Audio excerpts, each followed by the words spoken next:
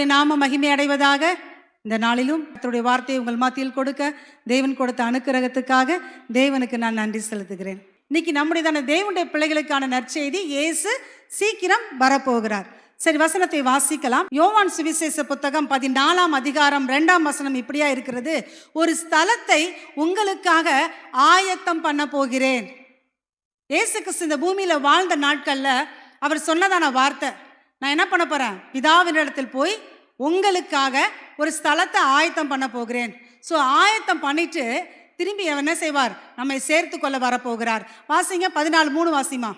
நான் போய் உங்களுக்காக ஸ்தலத்தை ஆயத்தம் பண்ணின பின்பு நான் இருக்கிற இடத்திலே நீங்களும் இருக்கும்படி நான் மறுபடியும் வந்து உங்களை என்னிடத்தில் சேர்த்து கொள்ளுவேன்.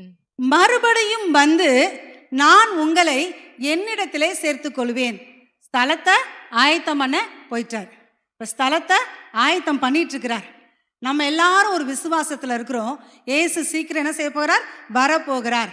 அவர் என்ன சொல்லுகிறார், நான் இருக்கிற இடத்துல நீங்களும் இருக்கும்படி உங்களை அந்த இடத்துல சேர்த்து கொள்ளும்படி நான் என்ன பண்ண போகிறேன், மறுபடியும் வந்து உங்களை என்னிடத்தில் சேர்த்து கொள்வேன் என்று சொல்லி ஆண்டவர் சொல்லுகிறார். ஸோ மறுபடியும் அவர் என்ன செய்ய போகிறார், வரப்போகிறார். எப்படி வருவார், மணவாளனாய் வருவார். எதுக்காக வராரு, மணவாட்டியை அழைத்து கொண்டு போக அவர் வரப்போகிறார். இன்னொரு வசனம் வாசிங்க. யோவான் சுவிசேஷ புத்தகம் 3ஆம் அதிகாரம் 23ஆம் வசனம் 29ஆம் வசனம். மணவாட்டியை உடையவனே மணவாளன். யாருங்க மணவாளன்? யார் ஒருவர் மணவாட்டியை உடையவராய் இருக்கிறார்களோ, மணவாட்டியை சொந்தமாய் வைத்துக் கொள்ள போகிறார்களோ அவர்கள் தான் யார், மணவாளன். பவுல் அப்போஸ்தலன் சொல்லுகிறார், நான் உங்களை கற்புள்ள கன்னிகையாக கிறிஸ்து என்னும் ஒரே புருஷனுக்கு ஒப்பு கொடுக்க நியமித்தபடியால். நம்மலாம் யாரு, கற்புள்ள கன்னிகைகள். கிறிஸ்து என்னும் ஒரே புருஷனுக்கு நம்மளை ஆண்டவர் என்ன பண்ணிருக்கிறாங்க, நியமித்து வைத்திருக்கிறார். இயேசு கிறிஸ்து இந்த பூமியில வந்து தன்னுடையதான ஜீவனை நமக்காக தந்து சபையை அவர் என்ன செய்கிறார், மீட்டு கொள்கிறார். ஸோ இந்த நாளிலும் கூட கிறிஸ்து என்னும் ஒரே புருஷனுக்கு நியமிக்கப்பட்ட கற்புள்ள கன்னிகை தான் என்னது, சபை. சபைனா என்ன, ரட்சிக்கப்பட்ட தேவ ஜனங்கள் கூடி ஆராதிக்கிற இடம்தான் சபை. அப்ப மணவாட்டி யாரு, நம்ம தான் மணவாட்டி. மணவாளன் யாரு, ஆண்டவராகிய இயேசு கிறிஸ்து. மணவாளன் மணவாட்டியை சீக்கிரமாய் கூட்டி கொண்டு போய் என்ன பண்ண போறார், அவரோட கூட சேர்ந்து இருக்க கிருபை செய்ய போகிறார். ஆமென். இந்த நாளில் கூட மணவாட்டி சபை எப்ப ஆரம்பமாச்சு அப்படின்னா, ஆதியாகமத்துல ஆதாமை ஆண்டவர் உண்டாக்கி அவனுக்கு அயர்ந்த நித்திரையை வரவழைத்து அவனுடைய விலா எலும்புகளில் ஒன்றை எடுத்து என்ன பண்ணாராம், மனுஷியாக ஏவாளை உருவாக்கினார். ஆதாம்லேருந்து விலா எலும்புல எடுக்கப்பட்டதான் யாரு, ஏவாள். அதே போல ஆண்டவராகிய இயேசு கிறிஸ்து சிலுவையில தொங்குகிற வேளையிலே அவருடைய விலாவிலை குத்தப்படும் பொழுது அந்த இடத்துல என்ன இருந்துச்சு, இரத்தமும் தண்ணீரும் புறப்பட்டு வந்தது. ஸோ அந்த விலாவிலை குத்தப்பட்டது நிமித்தம் உருவானது தான் ஆவிக்குரிய மணவாட்டி திருச்சபை. ஆமென். அது அந்த சபை, ஆவிக்குரிய சபை. அந்த எப்படி இயேசுவானவர் விலாவிலை குத்தப்பட்டு அந்த இடத்துல அந்த சபை என்ன செய்கிறது, உருவாக ஆரம்பிக்கிறது. அப்போஸ்தலர் 2ஆம் அதிகாரத்தில் பெந்தேகோஸ்தே என்னும் நாள் வந்த பொழுது 120 பேர் கூடி கர்த்தரை ஆராதிக்கிறார்கள். அப்படி அவர்கள் ஆராதிக்கிற வேளையிலே ஆண்டவராகிய கர்த்தர் பரிசுத்த ஆவியை அவர்கள் மேல் என்ன செய்கிறார், ஊற்றுகிறார். அவர்கள் எல்லாரும் தங்களுக்கு தந்துள்ள பாஷையின்படி என்ன பண்றாங்க, கர்த்தரை துதிக்க ஆரம்பிக்கிறார்கள். அது ஒரு பண்டிகை நேரம். எருசலேமுக்கு பூமியில் இருக்கிற பல இடங்களிலிருந்து யூதர்கள் வருகிறார்கள். சத்தத்தை கேட்டு எல்லாம் பார்க்குறாங்க. அவர் ஜென்ம பாஷையில் அவங்க பேசுறதை பார்த்து என்ன பண்றாங்க, ஆச்சரியப்படுகிறார்கள். அப்பொழுது பேதுரு எழுந்து நின்று அவர்களுக்கு பிரசங்கிக்கிறார். இயேசுவை குறித்து அவர் சொல்லுகிறார். அந்த பிரசங்கத்தை கேட்டு 3000 பேர் அன்று ரட்சிக்கப்படுகிறார்கள். இருதயத்தில் குத்தப்பட்டவராகி அவங்க சொல்றாங்க, நாங்க என்ன செய்யணும் சொல்லுங்க, நாங்க செய்யறோம் அப்படின்னு என்ன பண்றாங்க, தன்னுடைய இருதயத்தை ஆண்டவருக்கு திறந்து கொடுக்கிறார்கள். ஸோ ஆதி திருச்சபை அன்றுதான் ஆரம்பமானது. மணவாட்டி திருச்சபை அன்றுதான் ஆரம்பமானது. ஸோ அன்னைக்கு ஆரம்பிச்ச சபை மத்திய ஆகாயத்துல அந்த ரகசிய வருகை என்று சொல்லப்படுகிற காரியத்துல இயேசு மேகத்தின் மேல் வெளிப்படுகிற வரைக்கும் அந்த மகிமையான சபை இந்த பூமியில் என்ன செய்யும், காணப்படும். ஸோ என்னைக்கு அப்போஸ்தலர் 2ஆம் அதிகாரத்தில் ஆரம்பிச்ச மணவாட்டி திருச்சபை, இயேசு கிறிஸ்து என்னைக்கு மேகத்தின் மேலே அவர் வருகிறாரோ, சபையை அழைத்து கொண்டு போக வருகிறாரோ, அது வரைக்கும் மணவாட்டி திருச்சபை இந்த பூமியில் என்ன செய்யும்? காணப்படும். ஸோ அந்த மணவாட்டி திருச்சபை எப்படி இருக்கணும்? ரட்சிக்கப்பட்டு, அதாவது இயேசுவை உள்ளத்தில் ஏற்றுக்கொண்டு அவருடைய கட்டளைக்கு கீழ்ப்படிந்து ஞானஸ்தானம் எடுத்து பரிசுத்தாவின் அபிஷேகத்தை பெற்றுக்கொண்டவர்களாய் முடிவு பரியந்தம் நிலை நிற்க கர்த்தர் கிருபை செய்யணும். ஆமே. பரிசுத்த ஜீவியத்தில் கடைசி வரைக்கும் இருக்கணும், விசுவாசத்தில் கடைசி வரைக்கும் இருக்கணும். நல்லா வாழ்ந்துட்டு ஆண்டவர் வர்ற போகிறதுக்கு நாளைக்கு முன்னாடி ஒரு சின்ன பாவத்தை செஞ்சுட்டா பரலோகம் போக முடியுமா? போக முடியாது. இவ்வளவு நாள் அவர் வாழ்ந்த நீதி நினைக்கப்படுவதில்லை அப்படின்னு வேதத்தில் சொல்லப்பட்டிருக்கு. அப்போ நம்ம அவர் வருகிற வரைக்கும், இல்லைன்னா நம்முடைய மரணம் வரைக்கும் அந்த ரட்சிப்பை காத்து கொள்ள கர்த்தர் கிருபை செய்வாராக. இந்த நாளிலும் கூட இந்த மணவாட்டி திருச்சபையை கர்த்தர் தன்னிடத்தில் அழைத்து கொண்டு போக அவர் வர விரும்புகிறார். ஸோ இது கடைசி காலமாக இருக்கிறது. இது எப்படி நம்ம கடைசி காலம்னு சொல்லுவோம்? யோவேல் தீர்க்கதரிசன புத்தகத்தில் ஒரு வசனத்தை ஆண்டவர் சொல்லி வைத்திருக்கிறார். இதோ மாம்சமான யாவர் மேலே என் ஆவியை ஊற்றுவேன்னு சொன்னார். அது கடைசி நாட்களில் என் ஆவியை ஊற்றுவேன்னு சொன்னார். ஸோ அப்போஸ்தலர் 2ஆம் அதிகாரத்தில் ஆவி ஊற்றப்பட்ட நாளிலிருந்தே அது என்ன நாள்? கடைசி நாள். அது மாத்திரமல்ல, கடைசி நாட்களில் கொடிய காலங்கள் வரும் என்று அறிவாயாக. மனுஷங்க கடைசி நாட்கள் எப்படி இருப்பாங்களா? தற்பிரியராக இருப்பாங்க, சுயநலக்காரராக இருக்கிறாங்களா இல்லையா? பணப்பிரியராக இருக்கிறாங்க, பணத்தின் மேலே ஆசை உள்ளவர்களாக இருக்கிறாங்க, பெற்றோருக்கு கீழ்ப்படியாத பிள்ளைகளாக இருக்கிறாங்க, இணக்கம் இல்லாதவர்களாக இருக்கிறாங்க. ஸோ இப்படிப்பட்டதான கடைசி நாட்களில் நாம் வாழ்ந்து கொண்டிருக்கிறோம். மனுஷர்கள் சுகபோக பிரியராக இருக்கிறாங்க, தேவனை தேடாமல் இருக்கிறார்கள். ஸோ இது கடைசி நாட்களாக இது காணப்படுகிறதுங்கிறது இது ஒரு அடையாளமாக இருக்கிறது. இது மாத்திரமல்ல, வேதத்தின்படியாக கடைசி நாள் என்று கர்த்தர் எதை தெளிவாய் சொல்கிறார் என்று சொல்லி வாசியுங்கள். மத்தேயு சுவிசேஷ புத்தகம் 24ஆம் அதிகாரம் வாசிங்க, முதல் வசனத்திலிருந்து. இயேசு தேவாலயத்தை விட்டு புறப்பட்டு போகையில் அவருடைய சீஷர்கள் தேவாலயத்தின் கட்டடங்களை அவருக்கு காண்பிக்க அவரிடத்தில் வந்தார்கள். இயேசு அவர்களை நோக்கி, இவைகளை எல்லாம் பார்க்கிறீர்களே, இவ்விடத்தில் ஒரு கல்லின் மேல் ஒரு கல் இராதபடிக்கு எல்லாம் இடிக்கப்பட்டு போகும் என்று மெய்யாகவே உங்களுக்கு சொல்லுகிறேன் என்றார். பின்பு அவர் ஒலிவமலையின் மேல் உட்கார்ந்திருக்கையில் சீஷர்கள் அவரிடத்தில் தனித்து வந்து, இவைகள் எப்பொழுது சம்பவிக்கும்? உம்முடைய வருகைக்கும் உலகத்தின் முடிவுக்கும் அடையாளம் என்ன? எங்களுக்கு சொல்ல வேண்டும் என்றார்கள். இயேசு அவர்களுக்கு பிரதியுத்தரமாக, ஒருவனும் உங்களை வஞ்சியாதபடிக்கு எச்சரிக்கையாயிருங்கள். ஏனெனில் அநேகர் வந்து என் நாமத்தை தரித்து கொண்டு நானே கிறிஸ்து என்று சொல்லி அநேகரை வஞ்சிப்பார்கள். யுத்தங்களையும் யுத்தங்களின் செய்திகளையும் கேள்விப்படுவீர்கள். கலங்காதபடி எச்சரிக்கையாயிருங்கள். இவைகளை எல்லாம் சம்பவிக்க வேண்டியதே, ஆனாலும் முடிவு உடனே வராது. ஜனத்துக்கு விரோதமாய் ஜனமும் ராஜ்யத்துக்கு விரோதமாய் ராஜ்யமும் எழும்பும். பஞ்சங்களும் கொள்ளை நோய்களும் பூமி அதிர்ச்சிகளும் பல இடங்களில் உண்டாகும். இவைகளெல்லாம் வேதனைக்கு ஆரம்பம். ஆமென். போதுமா? 13ஆம் வசனம் சொல்லுகிறது, முடிவு பரியந்தம் நிலை நிற்பவனே ரட்சிக்கப்படுவான். அப்ப சீஷர்கள் போய் ஆண்டவர்கிட்ட கேட்கிறாங்க, இதெல்லாம் சொல்றீங்களே, இந்த காரியமெல்லாம் எப்போ சம்பவிக்கும் அப்படின்னு சொல்லும்போது ஆண்டவர் இந்த வசனங்களை எல்லாம் என்ன பண்றாரு? சீஷர்களுக்கு வெளிப்படுத்துகிறார். யுத்தங்களின் செய்திகளையும் கேள்விப்படுகிறீர்கள். நம்ம இப்போ கேள்விப்படுறோமா இல்லையா? இப்போ வரைக்கும் என்ன செய்யுது?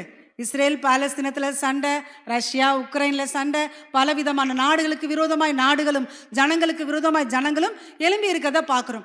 அதே போல் பல இடங்களில் பூமி எதிர்ச்சிகள் உண்டாகிறத கேள்விப்படுகிறோம், பஞ்சங்கள் உண்டாகிறத கேள்விப்படுகிறோம். ஸோ இவை எல்லாமே இப்பொழுது நடந்து கொண்டிருக்கிறபடியினால் இவைகள் தான் கடைசி நாட்கள். ஸோ முடிவு பரியந்தம் நாம் நிலை நிற்க கர்த்தர் கிருபை செய்வாராக. 15ஆம் வசனம் வாசிமா. மேலும் பாழாக்குகிற அருவருப்பை குறித்து தானியேல் தீர்க்கதரிசி சொல்லி இருக்கிறானே, வாசிக்கிறவன் சிந்திக்க கடவன். நீங்கள் அதை பரிசுத்த ஸ்தலத்தில் நிற்க காணும் போது. போதுமா? பாழாக்குகிறவனை குறித்து சொல்லப்படுகிற காரியம், பாழாக்குகிற அருவருப்பை குறித்து தானியேல் தீர்க்கதரிசி சொல்லி இருக்கிறானே. ஆண்டவர் பழைய ஏற்பாட்டில் சொல்லப்பட்ட ஒரு தீர்க்க தரிசன வார்த்தையை சீஷர்களுக்கு என்ன பண்றாரு? வெளிப்படுத்துகிறார், ரகசியங்களை வெளிப்படுத்துகிறார். ஆண்டவர் சொல்றார், ஏற்கனவே பாழாக்கும் அருவருப்பை குறித்து. யாருங்க பாழாக்கும் அருவருப்புனா என்ன? அந்தி கிறிஸ்துவை குறித்து தானியேல் தீர்க்கதரிசி ஏற்கனவே சொல்லி இருக்கிறானே அப்படின்னு ஆண்டவர் என்ன செய்றார், அதை சொல்லி முடிக்கிறார். நீங்கள் அதை பரிசுத்த ஸ்தலத்தில் நிற்க காணும்போது நீங்க எப்படி இருக்கணும்னு சொல்லி அநேக காரியங்களை ஆண்டவர் சொல்லிக்கொண்டே போகிறார். ஸோ இந்த வசனம் எங்க இடத்துல சொல்லப்பட்டிருக்கு? தானியேல் தீர்க்கதரிசன புத்தகம் 9ஆம் அதிகாரம் 24ஆம் வசனம் சொல்லுகிறது, மீறுதலை தவிர்க்கிறதற்கும். அதாவது இந்த அதிகாரமே பார்த்தீங்கன்னா 9ஆம் அதிகாரம் எங்கேருந்து ஆரம்பிக்குதுன்னா, எரேமியா தீர்க்கதரிசி ஏற்கனவே ஒரு தீர்க்கதரிசனம் சொல்லியிருப்பார். பாபிலோன்ல சிறைப்பட்டு போன நீங்க எல்லாமே 70 வருஷங்கள் அங்கே சேவிப்பீங்க, 70 வருஷம் கழிச்சு நான் என்ன பண்ணுவேன், திரும்ப உங்க சொந்த தேசத்துக்கு கொண்டு வருவேன்னு சொல்லி தீர்க்கதரிசி ஏற்கனவே சொல்லிட்டார். அதை புத்தகத்தில் வாசித்ததான தானியேல் அந்த 9ஆம் அதிகாரம் 3ஆம் வசனத்திலிருந்து அந்த 20ஆம் வசனம் வரைக்கும் பாவ அறிக்கை பண்ணி ஜெபிக்கிறார். ஆண்டவரே எங்களை மன்னிங்க, நாங்களும் எங்கள் தகப்பன் வீட்டாரும் உமக்கு விரோதமாய் பாவம் செஞ்சோம், அதனால தான் இந்த சிறையிருப்பு எங்களுக்கு அனுமதிச்சிங்க, ஆனாலும் நீர் இரக்கமுள்ள தேவனே எங்களை மன்னிங்கன்னு சொல்லி இந்த தானியேல் தீர்க்கதரிசி தேவனுக்கு முன்பாக தன்னை தாழ்த்தி கெஞ்சி மன்றாடி அவர் ஜெபித்து கொண்டிருக்கிற வேலை. அவர் ஆண்டவர் சொல்றாரு, நீ எனக்கு பிரியமா இருக்கிறபடினால நீ வேண்டிக் கொள்ள தொடங்கின பொழுதே கட்டளை வெளிப்பட்டுருச்சு. நீ எப்ப ஜெபம் பண்ண உட்காந்தியோ அப்பயே உனக்கு ஆன்சரை என்ன பண்ணிட்டேன், கொடுத்துட்டேன் அப்படின்னு சொல்லி ஆண்டவர் சொல்றார். இந்த கேப்ரியல் தூதன் மூலமாக அறிவை உணர்த்தும்படி, மறைப்பொருளை உணர்த்தும்படியாக அந்த தூதனும் அனுப்பப்படுகிறார். அந்த வேலையில தான் இந்த ரகசியத்தை கேப்ரியல் தூதன் மூலமாக தானியேலுக்கு தேவன் வெளிப்படுத்துகிறார். அதுல அந்த 24ஆம் வசனம் சொல்லுகிறது, மீறுதலை தவிர்க்கிறதற்கும், மீறுதல் இல்லாத நாட்கள். அடுத்து பாவங்களை தொலைக்கிறதற்கும், பாவங்கள் இல்லாத ஒரு நாட்கள். அக்கிரமத்தை நிவர்த்தி பண்ணுகிறதற்கும், அக்கிரமமே இல்லாத ஒரு கால ஜீவியங்கள்.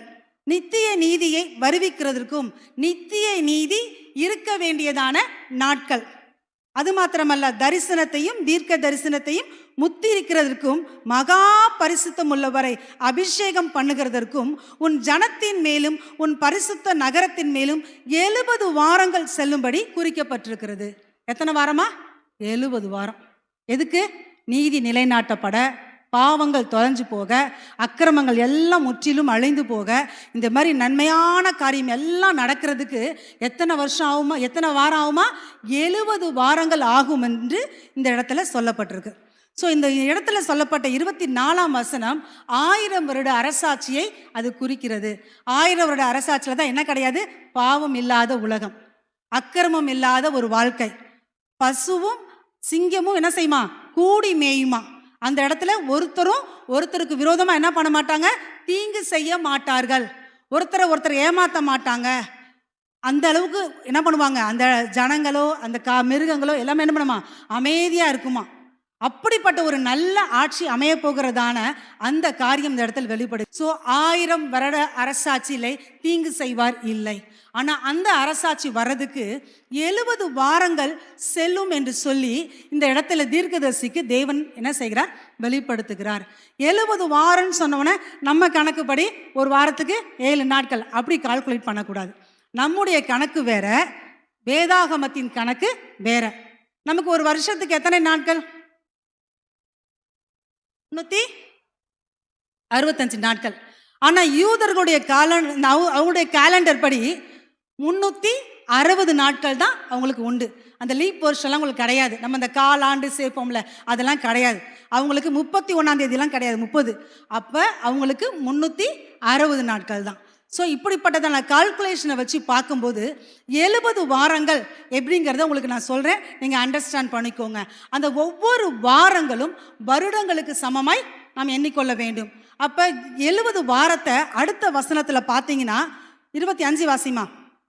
இப்போதும் நீ அறிந்து உணர்ந்து கொள்ள வேண்டியது என்னவென்றால், எருசலேமை திரும்ப எடுப்பித்து கட்டுகிறதற்காக கட்டளை வெளிப்படுவது முதல் பிரபுவாகிய மேசியா வருமட்டும் 7 வாரமும் 62 வாரமும் செல்லும். அவைகளில் வீதிகளும் அலங்கங்களும் மறுபடியும் கட்டப்படும். ஆனாலும் இடுக்கமான காலங்களில் இப்படி ஆகும். போதுமா? இந்த இடத்துல சொல்லப்பட்டது போல மேலே 70ன்னு சொன்னாங்க, இங்கே என்ன சொல்றாங்க? 7 வாரமும் 62 வாரமும். இப்போ 7 வாரமும் 62 வாரமும் ரெண்டையும் சேர்த்து ப்ளஸ் பண்ண எவ்வளோ வரும்? 69 வாரம் இருக்கு. அந்த ஒரு வாரத்தை பெண்டிங்கில் வச்சுக்கோங்க. இந்த 7 வாரமும் என்ன நடக்கும் அப்படின்னா, எருசலேம் அலங்கமும் எருசலேம் நகரமும் கட்டுவதற்கு கட்டளை பிறந்த நாள் முதல் அது வரைக்கும், அது கட்டி முடிக்கிற வரைக்கும் 7 வாரங்கள். அது கட்டி முடிச்சதுலேருந்து மேசியா சங்கரிக்கப்படுகிற வரைக்கும், மேசியா வருகிற வரைக்கும், ஏசு கிறிஸ்து பாடுபடுகிற வரைக்கும் எத்தனை வாரம்? 62 வாரங்கள். இப்போ பாருங்க, ஃபர்ஸ்ட் வந்து அவங்க எல்லாம் இடிஞ்சு கிடக்குது. அந்த இடிஞ்சு கிடக்கிற போஸ்டர் போடுமா? இது எப்போ இடிந்து கிடக்குது அப்படின்னு பார்த்தீங்கன்னா, அந்த நேபுகாத் நேச்சார் காலத்தில் இடிக்கப்பட்டு கிடந்ததான சம்பவங்கள். நேபுகாத் நேச்சார் எல்லாத்தையும் அழிச்சிட்டு தான் என்ன பண்ணாரு? பாபிலோனுக்கு ஜனங்களை சிறைப்படுத்தி கொண்டு போயிட்டார். அதுலேருந்து பார்த்தீங்கன்னா ஜனங்கள் அங்கே 70 வருஷம் அங்கே என்ன பண்ணுறாங்க? அங்கே எரேமியாவோட தீர்க்கதரிசன வார்த்தையின்படி அடிமைப்பட்டு கிடக்குறாங்க. அப்புறம் கோரேஸ் ராஜா அரசாட்சி பண்ண 1ஆம் வருஷத்தில் ஜனங்கள் என்ன பண்ணுறாரு? திருப்பி அனுப்புறாரு. அவங்க போய் எருசலேமில் தேவனுடைய ஆலயத்தை தான் முதல்ல கட்டுறாங்க. ஆலயத்தை அவங்க செருபாபேல் தலைமையில் போய் கட்டுறாங்க. ஸோ அந்த கட்டுறதான அந்த கட்டளை இந்த இடத்துல சொல்லப்படலை. நெகேமியா 1ஆம் அதிகாரம் 1ஆம் வசனம் வாசிமா. நெகேமியா 1:1 வாசிங்க. அகலியாவின் குமாரனாகிய நெகேமியாவின் நடபடிகள் 20ஆம் வருஷம் கிஸ்லேயு மாதத்தில் நான் சூசான் என்னும் அரண்மனையில் இருக்கும்போது சம்பவித்தது என்னவென்றால், என் சகோதரில் ஒருவனாகிய அனானியும் வேறே சில மனுஷரும் யூதாவில் வந்தார்கள். அவர்களிடத்தில் நான் சிறையிருப்பில் மீண்டு தப்பின யூதரின் செய்தியையும் எருசலேமின் செய்தியையும் விசாரித்தேன். அதற்கு அவர்கள், சிறையிருப்பில் மீந்திருக்கிறவர்கள் அந்த தேசத்திலே மகா தீங்கையும் நிந்தையையும் அனுபவிக்கிறார்கள். எருசலேமில் அலங்கம் இடிப்பட்டதும் அதன் வாசல்கள் அக்கினியினால் சுட்டரிக்கப்பட்டதுமாய் கிடக்கிறது என்றார்கள். இந்த வார்த்தைகளை கேட்டபோது நான் உட்கார்ந்து அழுது. போதுமா? நெகேமியா அந்த எருசலேமுக்கு முதல் ட்ரிப் போனாங்க பார்த்தீங்களா? அந்த ஜனங்களை சிலர் வரும் பொழுது அவங்கள்ட்ட விசாரிக்கிறார், எருசலேம் எப்படி இருக்கிறது, ஜனங்களாம் எப்படி இருக்கிறாங்கன்னு சொல்லும்போது அது மிகவும் மோசமாக கிடக்கு. எருசலேம் அலங்கங்கள் இடிக்கப்பட்டு கிடக்கு, அதோட வாசல்கள் எல்லாம் அழிந்து போய் கிடக்கு அப்படின்னு சொல்லுகிற அந்த செய்தியை கேட்ட உடனே அந்த நெகேமியாக்குள்ள ஒரு வேதனை உண்டாகி உட்காந்து அழுது என்ன பண்ணுறாரு? தேவ சமூகத்தில் மன்றாடுகிறார். அப்படி ஒரு ராஜாவுக்கு முன்னாடி, அர்த்தசஷ்டா ராஜாவுக்கு முன்னாடி துக்கமுகமாக இருக்கும்போது, நீ ஏன் இப்படி துக்கமாக இருக்கிறன்னு கேட்கும்போது காரியத்தெல்லாம் சொல்கிறார். இப்படி அந்த எங்களுடைய சொந்த இடத்துல இப்படிலாம் இருக்குது, கட்டடங்கள் இடிந்து போயிருக்கு, ஜனங்கள் கஷ்டப்படுறாங்கன்னு நெகேமியாவை என்ன பண்ணுறார்? திருப்பி அனுப்பி அதையெல்லாம் கட்டும்படியாக ராஜா சொல்லுகிறார். ஸோ அந்த நாட்கள் முதற்கொண்டு கணக்கிட வேண்டும். அந்த நாட்கள்லேருந்து கணக்கிட்டு பார்த்தீங்கன்னா எருசலேமுடைய அலங்கம், எருசலேமுடையதான உள்ள இருக்கிற நகரங்கள் கட்டப்பட்ட அந்த நாள் முதற்கொண்டு அதை கட்டி முடிக்கிறதுக்கு 49 வருஷம் ஆச்சான். அலங்கம் கட்ட 52 நாள் தான் ஆச்சு. நல்லா புரிஞ்சுக்கோங்க, நெகேமியா தலைமையில் அலங்கத்தை கட்ட 52 நாள் தான் ஆச்சு. அலங்கத்தை கட்டி முடிச்சுட்டாங்க. அதுக்கப்புறம் நகரத்துக்குள்ளே இருக்கிறதான கட்டடங்களை கட்டுவதற்கு, இடிந்து பாழாய் போய் கிடக்கிற அந்த நகரத்தை கட்டுவதற்கு மாத்திரமே 49 வருடங்கள் ஆயிடுச்சு. அதான் 7 வாரங்கள். அப்போ நகரம் கட்ட ஆரம்பித்த கட்டளை பிறந்ததுலேருந்து அது கட்டி முடிக்கிறதுக்கு 49 வருஷம், அதாவது 7 வாரங்கள் ஆனது. 25ஆம் வசனம் அதை தான் சொல்கிறது. அது கட்டுவதற்காக 7 வாரங்கள் ஆனது. அந்த 7 வாரத்துலேருந்து அது கட்டி முடிச்சாங்க பார்த்தீங்களா? அதுலேருந்து மெசியா இயேசு கிறிஸ்து இந்த பூமிக்கு வருகிறதான அந்த காலகட்டம் எப்படின்னா 62 வாரங்கள். 62 வாரங்கள் சொல்லும்போது 434 நாட்கள். அதாவது வந்து உங்களுக்கு பழைய ஏற்பாட்டுக்கும் புதிய ஏற்பாட்டுக்கும் நடுவில் 400 வருஷம் இருண்ட காலம்னு சொல்லப்படும். அந்த 400 வருஷத்தில் பார்த்தீங்கன்னா ஆண்டவருடைய தீர்க்க தரிசனங்கள் இல்லை, ஆண்டவருடைய வசனம் இல்லை, வெளிப்பாடுகள் இல்லை. இஸ்ரவேல் ஜனங்களுக்கு அடிமைப்பட்டு தான் அப்பயுமே என்ன பண்ணாங்க? காணப்பட்டாங்க. அந்த தேசத்தில் இருந்தால் கூட அவர்களை என்ன பண்ணுறாங்க? அநேகர் வந்து என்ன பண்ணாங்க? அடிமைப்படுத்த ஆரம்பித்தார்கள். அந்த காலகட்டத்தை தான் கிரேக்கர்கள் அந்த இடத்துல என்ன பண்ணாங்க? வளர்ச்சி பெற்றாங்க. அடுத்து ரோமர்கள் வளர்ச்சி பெற்று இஸ்ரவேலை என்ன பண்ணாங்க? ஆளுகை செய்ய ஆரம்பித்தாங்க. ஸோ மல்கியா புத்தகத்தோட முடிகிறதான தேவனுடைய வார்த்தை மத்தேயு புத்தகத்தில் சகரியாங்கிறதான அந்த பிரதான ஆசாரியன் மகா பரிசுத்த ஸ்தலத்தில் தூபபீடத்தில் ஆண்டவருக்கு காட்டும் பொழுது, தூபத்தை காட்டும்போது கேப்ரியல் என்ற தூதன் இறங்கி யோவான் ஸ்நானனுடைய பிறப்பை குறித்து பேசினார் பார்த்தீங்களா? அதுதான் புதிய ஏற்பாட்டில் ஆண்டவர் அவருக்கு கொடுத்ததான தரிசனம். ஸோ அது வரைக்குமே 400 வருஷங்கள் என்ன செய்கிறது? தேசம் ஒரு இருண்ட நிலைமையிலேயே காணப்படுகிறது. கர்த்தருடைய வார்த்தைகள் இல்லை, பிரத்யட்சமான தரிசனங்கள் இல்லை. ஸோ அதுதான் இந்த இடத்துல சொல்லப்பட்டிருக்கு. 62 வாரங்கள், 483 வருஷம் மொத்தம். அதாவது நெகேமியா அலங்கத்தை கட்ட அந்த கட்டளையை பெற்றுக்கொண்டு அவர் சென்ற நாள் முதல் அந்த இடத்துல பார்த்தீங்கன்னா மேசியா இயேசு கிறிஸ்து பிறந்து 33 வருஷம் இந்த பூமியில் வாழ்ந்து அவர் சிலுவையில் தொங்கினதான அந்த நாட்கள் வரை 483 நாட்கள். ஸோ 69 வாரம். மொத்தம் எத்தனை வாரம்? 69 வாரம் முடிஞ்சிருச்சு, நிறைவேறிடுச்சு. தீர்க்கதரிசன வார்த்தை இன்னைக்கு வரைக்கும் நிறைவேறிடுச்சு. ஹல்லேலூயா. அந்த வசனத்தில் பாருங்களேன், 25வது வசனத்தில் அந்த பிரபுவாகிய மேசியா வருமட்டும் 7 வாரமும் 62 வாரமும் செல்லும். அவைகளில் வீதிகளும் அலங்கங்களும் மறுபடியும் கட்டப்படும். ஆனாலும் இடுக்கமான காலங்களில் இப்படி ஆகும். ஜனங்க ஒரு சந்தோஷமா மகிழ்ச்சியா அந்த காரியத்தை செய்யல, அதே அடிமைத்தனத்துல தான் இருக்கிறாங்க. இயேசு கிறிஸ்து பிறக்கும் பொழுதும் அந்த இஸ்ரேல் தேசத்தை யார் அடிமைப்படுத்தி வச்சிருந்தா? ரோமர்கள் அடிமைப்படுத்தி வைத்திருந்தார்கள். ஸோ ரோமர்களுக்கு வரிகளை கட்டி கொண்டு தான் அவர்கள் இயேசு கிறிஸ்து இந்த காலத்திலே வாழ்ந்து கொண்டிருந்தார்கள். ஸோ அலங்கம் கட்டப்பட்டுச்சு. அலங்கம் கட்டப்படும் போதே நெகேமியாவுக்கு விரோதமாக யார் எழும்புனா? சன்பலாத்தும் தொபியாவும் எழும்பி என்ன பண்ணாங்க? ஒரு நரி ஏறி போனால் இதெல்லாம் இடிக்கப்பட்டு போயிடும், இதென்ன ஒரு பெரிய காரியமானு என்ன பண்ணாங்க? அற்பமாக பேசினாங்க, ஏளனமாக நடத்தினாங்க. ஆனால் தேவன் இந்த அலங்கத்தை கட்டி முடிக்க கிருபை செய்தார். அதுக்கப்புறம் இந்த சிட்டியில் இருக்கிறதான கட்டடங்களை கட்டும்படியான ஒரு காரியம் செஞ்சாலுமே இடுக்கன், துன்பம், பிரச்சனை, இதன் மத்தியில் தான் இஸ்ரவேலர் ஜனங்கள் என்ன பண்ணாங்க? வாழ்ந்து கொண்டிருந்தாங்க. இப்போ பார்ப்பீர்களானால் அந்த 7 வாரம் முடிஞ்சு 62 வாரம் முடிஞ்சு 69வது வாரம் நிறைவேறினது. எப்போ நிறைவேறிச்சு? இயேசு சிலுவையில் தொங்கின அந்த நாட்களோடு 69 வாரங்கள் முடிஞ்சு போச்சு. இனி எத்தனை வாரம் மீதி இருக்கு? ஒரு வாரம். ஏன்னா 24 என்ன சொல்லப்பட்டிருக்கு? 70 வாரம் அப்படின்னு வசனம் சொல்லுது. 69 வாரம் இப்ப நிறைவேறிடுச்சு, தீர்க்க தரிசனங்கள் முடிஞ்சிருச்சு. அந்த ஒரு வாரம் எப்ப நடக்கும் நீங்க பாத்தீங்கன்னா, வாசிங்க 26ல வாசிமா. அந்த 62 வாரங்களுக்கு பின்பு மேசியா சங்கரிக்கப்படுவார். ஆனாலும் தமக்காக அல்ல, நகரத்தையும் பரிசுத்த ஸ்தலத்தையும் வரப்போகிற பிரபுவின் ஜனங்கள் அழித்து போடுவார்கள். அதன் முடிவு ஜலப்பிரவாகம் போல இருக்கும். முடிவு பரியந்தம் யுத்தமும் நாசமும் உண்டாக நியமிக்கப்பட்டது. போதுமா? 62 வாரங்கள் முடிந்த பின்பு மேசியா சங்கரிக்கப்படுவார். மேசியா சங்கரிக்கப்பட்டுட்டாரா? சிலுவையில் அறையப்பட்டார், நமக்காக ரத்தத்தை சிந்தினார். ஓகே, இது தேவன் அனுமதித்ததான காரியங்கள். தமக்காக அல்ல, நமக்காக தான் என்ன பண்ணாரு? சிலுவையை அவர் ஏற்றுக்கொண்டார். அடுத்து பாருங்க, நகரத்தையும் பரிசுத்த ஸ்தலத்தையும் வரப்போகிற பிரபுவின் ஜனங்கள் அழித்து போடுவார்கள். எதங்க? எருசலேம் நகரத்தையும் அதில் இருக்கிறதான எல்லா காரியத்தையுமே வரப்போகிற பிரபுவின் ஜனங்கள். வரப்போகிற பிரபுனா யாரு? அந்தி கிறிஸ்துவை குறிக்கிறதான காரியங்கள். வரப்போகிறதான அந்தி கிறிஸ்துன்னு சொல்லும்போது இந்த உலகத்தின் ஆவியை பெற்றிருக்கிறதான ஜனங்கள் என்ன செய்வாங்களாம்? அந்த நகரத்தை திரும்பவும் அழித்து போடுவார்கள். எருசலேம் நகரம் இப்பதான் கட்டப்பட்டுச்சு.